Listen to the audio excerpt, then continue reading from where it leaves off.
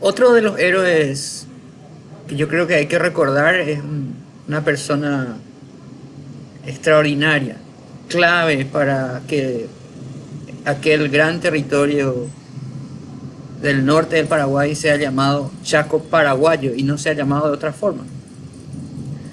Es José Bozano Baglietto, así se llamaba, un hijo directo de el barrio San Jerónimo, hijo de inmigrantes italianos. José Bozano se destacó por su inteligencia, por su formación.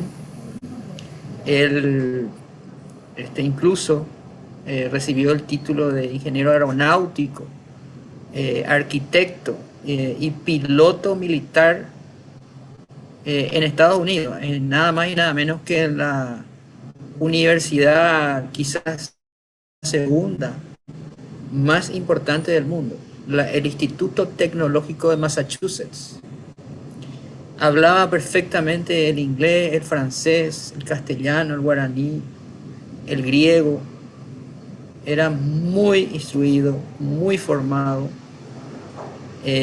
muy inteligente. Entonces ya se destacó desde el principio como una promesa para el ejército, a tal punto que a él se le encarga el diseño, estando en Estados Unidos, hace su tesis doctoral, era el diseño de 2 buques extraordinarios, sin los cuales Paraguay probablemente no hubiera podido retener el Chaco. Los buques Humaitá y Paraguay eran algo absolutamente avanzado para la época, y su construcción demandó mucho esfuerzo económico del Paraguay. Se hizo en absoluto secreto, por cierto, ya que en 1928, cuando todavía Eligio Ayala estaba en la presidencia, él mismo le envía a Bozano a Europa ya con los planos para construir los buques. Él estuvo un buen tiempo allá porque se fue a pedir presupuesto de manera muy reservada, porque sabíamos por aquel entonces que el continente europeo estaba lleno de espías y espías bolivianos, ¿verdad? Porque ya se veía venir aquella guerra, ¿verdad? Entonces Bozano, bajo la excusa de que se iba de luna de miel, esa fue la indicación de Eligio Ayala, entonces Bozano se va a Europa y estando en Inglaterra, en Francia, en España, finalmente arriba a Génova, donde casualmente de donde sus padres eran oriundos, y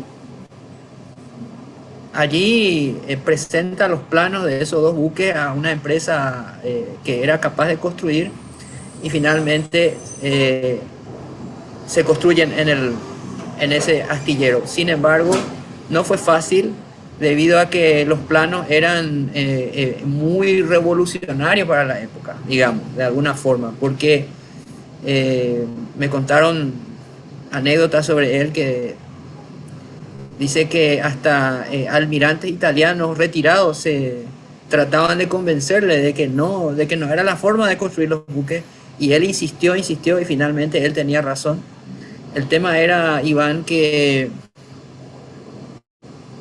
por aquella época no había ese tipo de buques con calado muy pequeño para poder ser utilizados en aguas poco profundas, pero al mismo tiempo capaces de llevar grandes armamentos y muchísima cantidad de materiales y personas, y que sea al mismo tiempo rápido, ¿verdad? La idea y que además tuvieran muchísima autonomía, o sea, tenían varias características que era muy difícil de conjugar en una sola nave. y él nada más y nada menos que quería construir dos, ¿verdad? Y finalmente les convence, ¿verdad? ¿Por qué? ¿Cuál era la intención de Bozano? De que los buques hagan dos viajes hacia Puerto Casado, de Asunción a Puerto Casado a una gran velocidad, llevando lo más rápido posible, ida y vuelta, sin detenerse para repostar a las tropas paraguayas, ¿verdad? Y a los pertrechos que se necesitaban. Efectivamente así fue, con un gran poder de fuego también para fuego antiaéreo sobre todo. Entonces, así se construyeron esos dos buques. El ejército boliviano necesitaba tomar el río Paraguay. Ese era el gran objetivo, porque eso significaba dos cosas. Uno, llegar a Asunción, y dos, llegar al mar. Como decía Félix de Azara, ¿verdad? Hace mucho tiempo atrás, si Paraguay pierde el río, pierde el Paraguay. Así decía. Y eso sucedió en la guerra de la Triple Alianza. Entonces, Paraguay no estaba más dispuesto a que eso vuelva a suceder. Entonces, entendía perfectamente que había que invertir mucho dinero en esos buques. Pues precisamente se terminan los buques y era tal el apuro por venir ya al Paraguay antes de que estalle la guerra, porque una vez que estalla la guerra, efectivamente sucedió de que la Liga de las Naciones, que era la antecesora de la ONU por aquella época, sacó una resolución donde declaraba al Paraguay país agresor, ¿verdad? Entonces había que venir rápido. Entonces no hubo tiempo de formar a la tripulación con marinos paraguayos. Entonces Bozano tuvo que contratar marinos para traer los buques, y así vinieron muchos italianos al Paraguay y muchos de ellos ya no quisieron volver a Italia.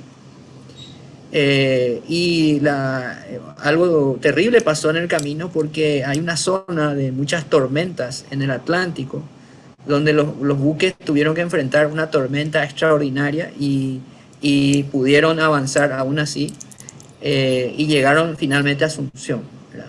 A partir de ahí Bozano se constituye en una persona demasiado importante para el ejército paraguayo, porque se le encarga la dirección del arsenal de guerra y marina, que era el encargado de producir armas y pertrechos para la guerra, a tal punto de que en esa posición también se destacó muchísimo, porque ese arsenal de guerra y marina era capaz de producir cosas que el Paraguay necesitaba a una velocidad extraordinaria. Por ejemplo, y tuvo la sabiduría también Bozano de contratar gente que ya entendía de soldaduras, gente que ya entendía del trabajo con metales. Contrató, por ejemplo, a los que hacían las canaletas en Paraguay en aquella época, ¿verdad? Y fue el arsenal de guerra y marina, definitivamente fue la diferencia en la guerra. ¿Por qué? Porque Paraguay necesitaba fabricar armas. No tenía condiciones de comprar todo lo que necesitaba. Ahí, por ejemplo, se fabricaron 300.000 granadas de mano. Y la calidad de esas granadas que se fabricaban ahí, las famosas Carumbeí, eran superiores a las granadas de origen belga que usaba el ejército boliviano. Ahí se construyeron, por ejemplo, se compraron camionetas, pero no tenían carrocería. Entonces ahí se hacían la carrocería, a tal punto que más de 2.000 carrocerías se hicieron ahí, y a un ritmo extraordinario, un ritmo de más o menos 5 por hora. O sea que en un día se fabricaban muchísimas.